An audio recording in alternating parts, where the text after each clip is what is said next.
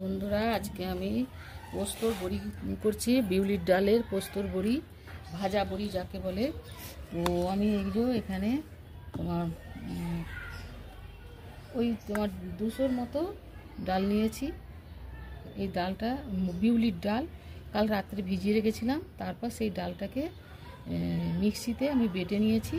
তবে বাটার সময় বেশি জল দিলে পাতলা হয়ে যাবে। ডালগুলোকে ভালো করে ছেঁকে নিয়ে তাতে 1 টেবিল চামচের মতো, প্রয়োজনে 1.5 টেবিল, 1 টেবিল চামচ দিয়ে বেটে দেখবে। তো আমার 1 টেবিল চামচ করেই লেগেছে। দিয়ে বেটে তুলে নিয়ে তার মধ্যে পোস্তর বড়ি করলে স্বাদ মতো লবণ, পোস্ত, ঝাল লঙ্কার গুঁড়ো এটা দিয়ে এটা ভালো করে ফেটিয়ে নিতে হবে। ফেটিয়ে নিয়ে তারপর বড়ি দেবো। তো এই দেখুন ফেটানোটা, এইভাবে যখন ফেটানো হবে যেন ছেড়ে ছেড়ে আসছে, ফেটানো হয়ে গেছে। আরও একটা দেখার পদ্ধতি হলো, এই যে বাটিতে একটু জল নিয়ে তার মধ্যে যদি একটু এরকম ফেলে দেওয়া হয়,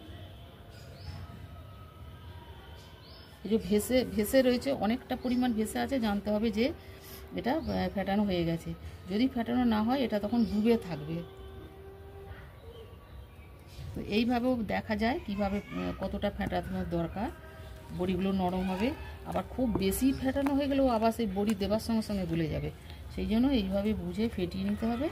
আর বন্ধুরা, এই ঘরে বড়িগুলো বানিয়ে নিলে কি হবে, আপনার শুধু ডালটা কেনা পড়বে যা দাম, বড়ির দাম, বড়ি কিনতে গেলে অনেক বেশি দাম আর ডালের তুলনায়। তো সেই জন্য ডাল কিনে ঘরে যদি এটা একটু খেটে করে নেওয়া যায়, তাহলে খাঁটি বড়িটা পাওয়া যায়, পিওর ডালের বড়ি পাওয়া যায়। কেনা বড়ি হলে তাতে অনেক রকমের অনেক কিছু মিক্স থাকে। তো এটা একদম পুরো খাঁটি হয়। তবে একটু পরিশ্রম লাগবে। যারা এই পরিশ্রমটা করতে পারবে তাদেরই এইটা করা যাবে এবং তাদের উপকার হবে। বন্ধুরা, আমরা তো প্রায় মেয়েরাই সংসারের সব কাজই করে থাকি। তো এইটুকু কাজও নিশ্চয়ই করে নেওয়া যায়। তো যারা পারবে না তাদেরকে কেনা বড়িই খেতে হবে, কিছু করার নেই। আর যারা পারবে তাদেরকে বলছি এইভাবে একটু বড়িটা করে নেবে, তাহলে খুব সুন্দরভাবে খাওয়া যাবে। সারা বছরের জন্য পরিমাপ মতো 2 কেজি কি যার যেরকম সংসার করে রাখলে সারা বছর এটাকে খাওয়া যাবে। এবার আমি বড়িটা এখানে দিয়ে দিচ্ছি ছোট ছোট করে। এই যে ছোট ছোট করে বড়িটা দিতে হবে। কিছুটা করে হাতে নিয়ে এইরকমভাবে দিয়ে যাব।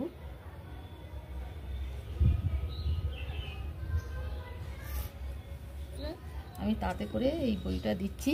বড়ি দেওয়ার একখানা বড় টিন আছে, অল্প বলে সেই টিনটা ব্যবহার করছি না, ওই জন্য কাপড়ের মধ্যে দিচ্ছি। এরকম খানিকটা করে হাতে নিয়ে আর এরকম এইভাবে এই বুড়ো আঙুল দিয়ে এরকম ঠেলে এরকম করে দিয়ে দেবো। এই বড়িটা একদিন রোদেই শুকনো হয়ে যায়।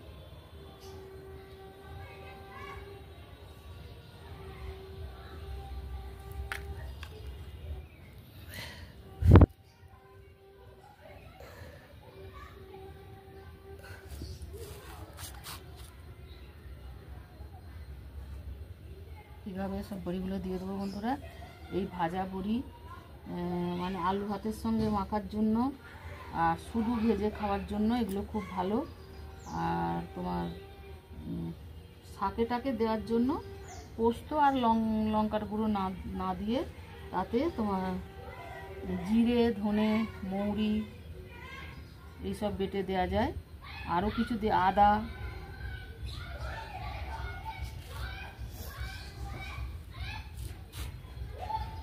যখন হাত থেকে এটা ছাড়বে না, তখন জলের বাটিতে একটু আঙুলটা ডুবিয়ে নিলে তখন সুন্দরভাবে এগুলো ছেড়ে যাবে।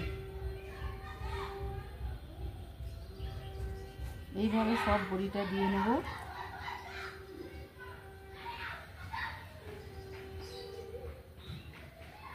একটু পরিশ্রম করলে বন্ধুরা কিন্তু করা যায়।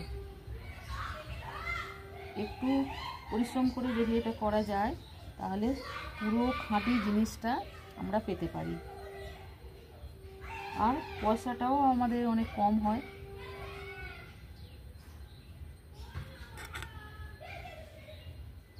কম লাগবে কিনতে গেলে। বড়ি কিনতে গেলে যে দাম, বাড়িতে বানিয়ে নিলে ডাল কিনে সে তুলনায় অনেক কম খরচ হয়।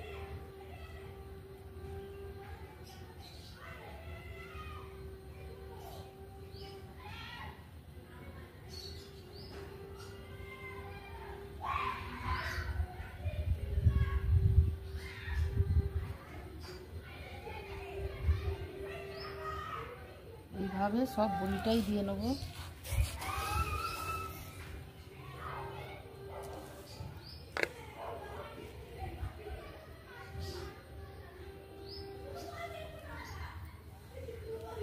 এখানটা আড়াল পড়ছে আমার রোদে, আমি পিছন করে বসেছি রোদের দিকে। রোদের তাপটাও আজ কম আছে, সকালে মেঘলা করেছিল, ভাবছিলাম কি হবে।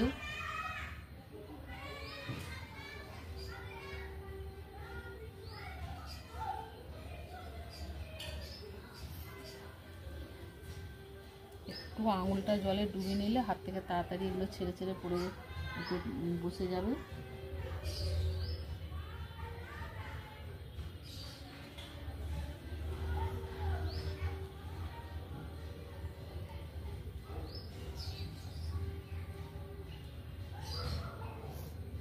এই কাপড়টা দড়িতে ঝুলিয়ে দিলেও ভালো শুকনো হবে, মেঝেয় না পেতে।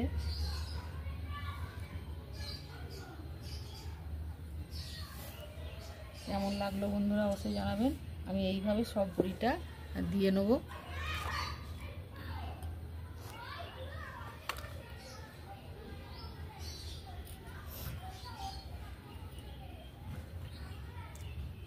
এইভাবে সব বড়িটাই দিয়ে নেব বন্ধুরা।